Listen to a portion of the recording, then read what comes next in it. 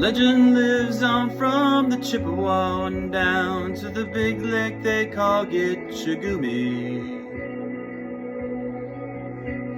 The lake, it is said, never gives up her dead when the skies of November turn gloomy.